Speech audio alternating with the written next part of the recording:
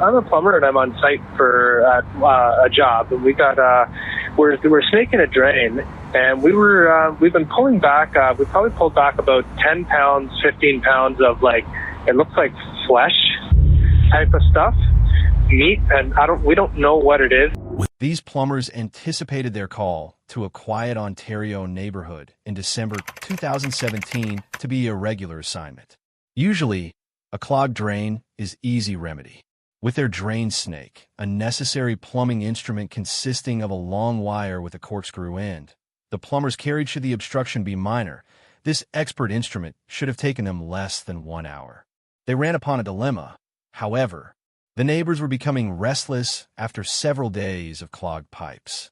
Though what the plumbers found in the drains was everything from fast and simple, they were looking for a quick and simple solution to the issue. Police would arrive at the area upon their horrific finding and convert it into a crime scene. The plumbers had found evidence of a grisly murder with far-reaching ramifications and body pieces callously flushed down the toilet. Adam Strong's terrifying narrative is told here. Welcome to Unseen True Crime Stories HQ.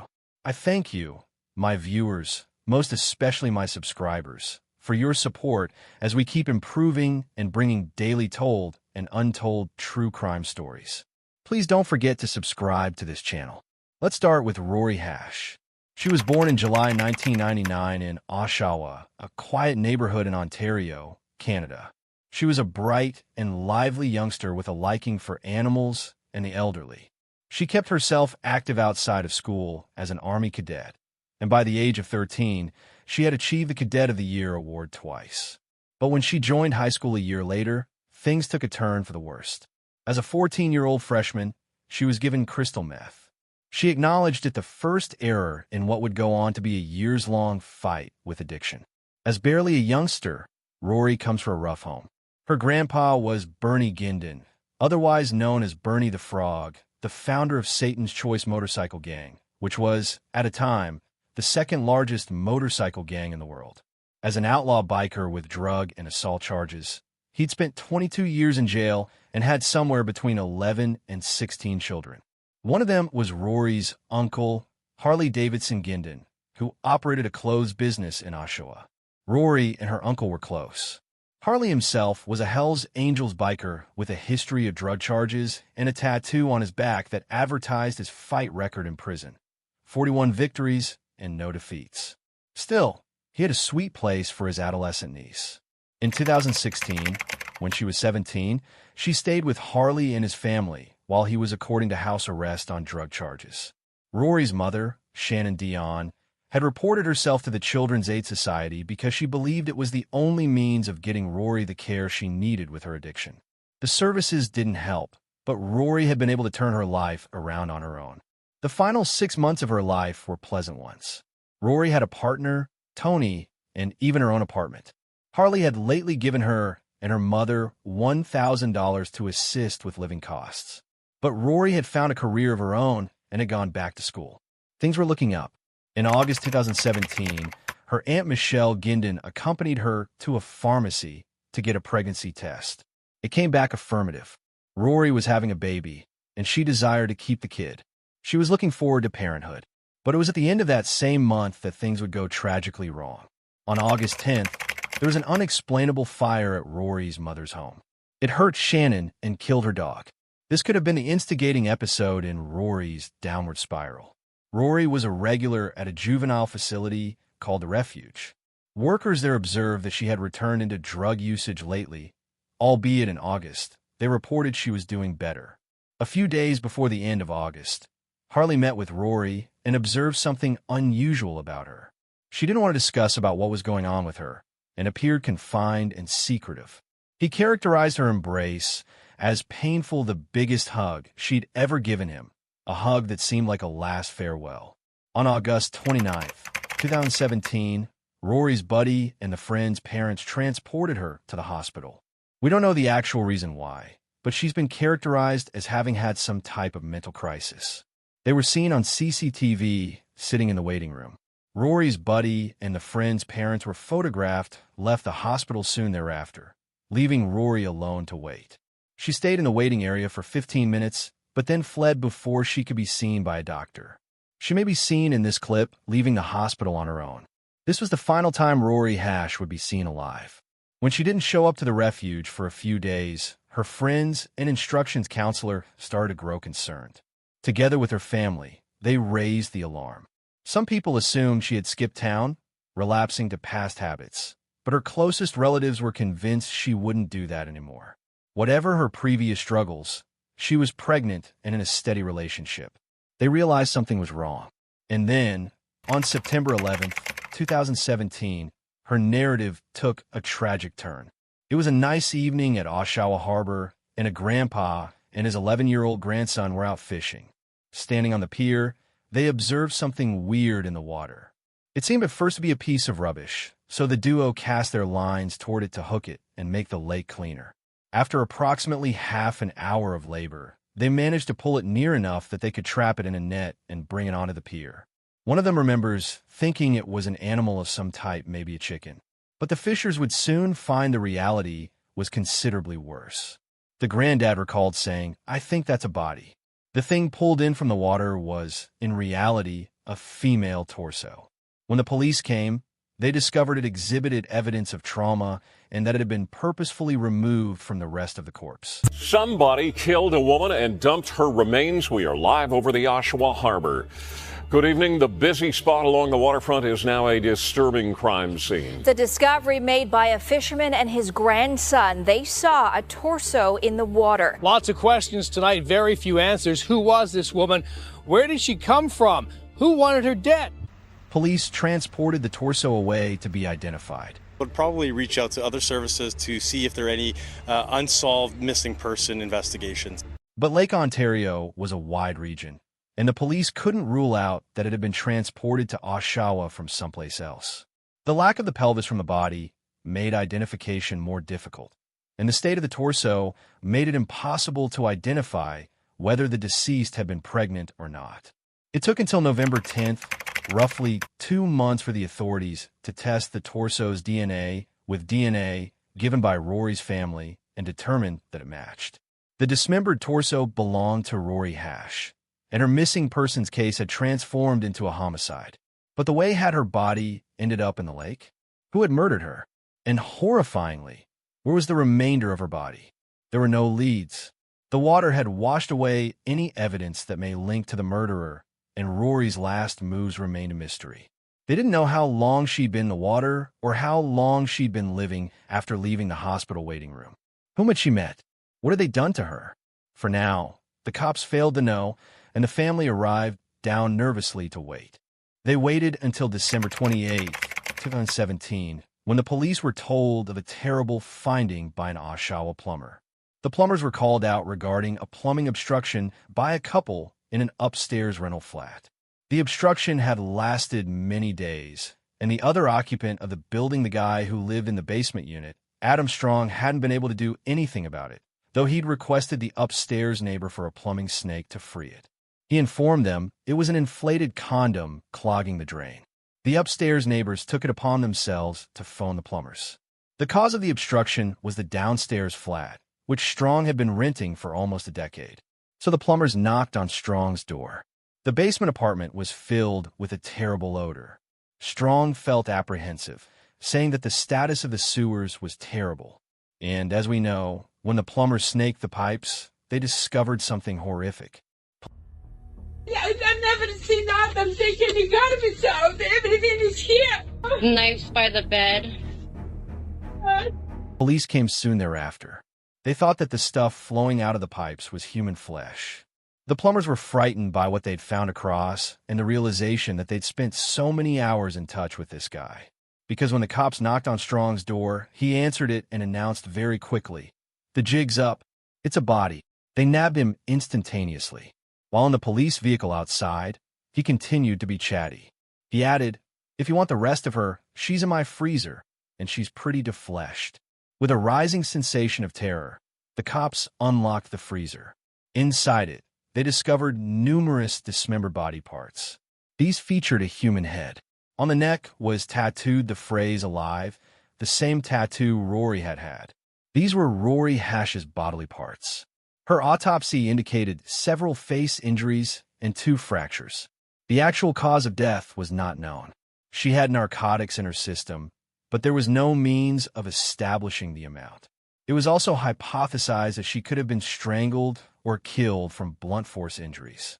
Whatever the case, she had perished in a horrific assault. You said to the officers, if you're looking for the rest of her, you'll find her in the freezer. My question to you is the person in that freezer, Rori? I decline to answer that question. I was told these things go on for like hours. Is that true? It can. It's true. The cops didn't get far interrogating Strong, despite he'd previously been verbose, nearly boasting about the human remains recovered on his land. So they headed back to his place to seek for further proof. It was exceedingly untidy and cluttered. They discovered a variety of restraint devices and adult toys alongside weapons like a hammer. On this hammer, they detected Rory's DNA. They discovered Rory's running shoes in a plastic bag with what looked to be blood splatter on them. They also discovered blood splatter on the wall and the bottom baseboards going into Strong's bedroom. There was proof of additional crimes, too. Strong's web search history demonstrated his fixation with extreme gore and death. This curiosity has spilled over into the actual world in unsettling ways. They uncovered an undetonated pipe bomb, which the bomb squad had to be summoned to explode. Tonight, a loud bang in the heart of an Oshawa neighborhood, the controlled explosion of a suspicious package at the scene of a suspicious death investigation for Durham Regional Police. Perhaps most damningly, they also located a specialized knife in the knife drawer. It was the type of weapon used by hunters to chop and skin animals, the sort of knife that may have been used for Rory's dismemberment. They investigated this knife for Rory's DNA, but what they discovered on it would throw this case wide open. It was the DNA of another victim. This second victim was 19-year-old Kandis Fitzpatrick. Kandis was born in 1989. Not much is known about her save for her resemblance to Rori. She, too, was frequently out on the streets in Oshawa, and she, too, had a drug issue. But she also had a loving family, the same way Rori had, and that family had been hunting for her for over 10 years, ever since she went missing in March 2008. The remaining missing female at the time was identified as Kandis Fitzpatrick from the Oshawa area. Family had reported to the DRPS in 2010 concerns of her not having been seen since 2008, and she was 18 years old at the time. I felt right from the get-go that this was a seasoned person that has done this before, because my daughter was tough. She was very tough, and she would not have been an easy catch for anybody to handle, you know what I mean? So I knew he knew what he was doing. Now, finally, they had a notion as to what had happened to her, and it was nothing nice. They had Kandis's DNA on the knife, but they discovered no indication of her corpse. So they headed back to Strong. Initially, he wanted to chat about Rori. He exhibited a callous, vicious approach to her killing and the manner he dismembered her, which he stated he began on Christmas Eve 2017, since that was when the neighbors were gone. So, the 24th is when you start this. You said Christmas Eve? Yes. Are you doing this while it's frozen, or partially defrosted? Completely defrosted. Okay. They had previously charged Strong with committing an indignity to a deceased corpse. He assumed that as long as they adhered to this line of inquiry on the practicalities of what he'd done after Rori was dead, he was safe from any further charges. But the more he told the cops, the more they might push him to give more damaging facts, and the more a judge could deduce about what he'd done to Rori while she was alive. Strong did not provide a genuine confession to either murder, that of Rori or of Kandis. He did acknowledge to knowing Rori, having had dinner with her, and that she'd been to his flat on more than one time. He proceeded to admit that he dissected her corpse after her death and expressed astonishment that her torso had been recovered in the water. He didn't believe she should have floated. He also portrayed the months it took him to dispose of her body pieces as the product of procrastination. He attributed his possession of the knife with Kandis's DNA on it on procrastination, too, admitting he should have disposed of it, and then he may not have been found. And he admits to having known Kandis in the first place. This plus the physical DNA evidence were enough for the authorities to accuse Adam Strong with both murders.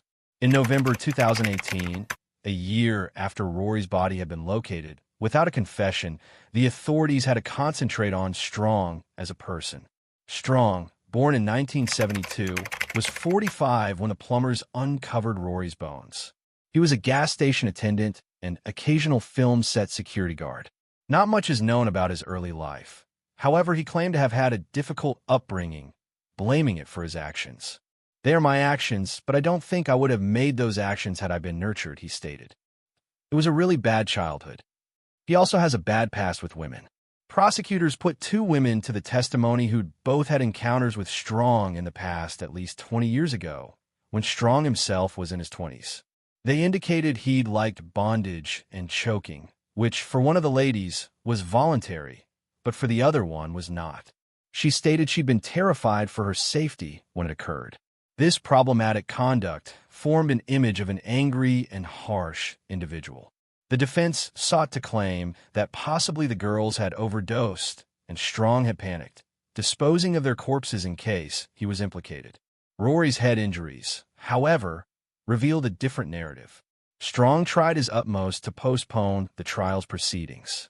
It took place during the pandemic, so most of it was performed by video connection. But even so, there were moments when he refused to come.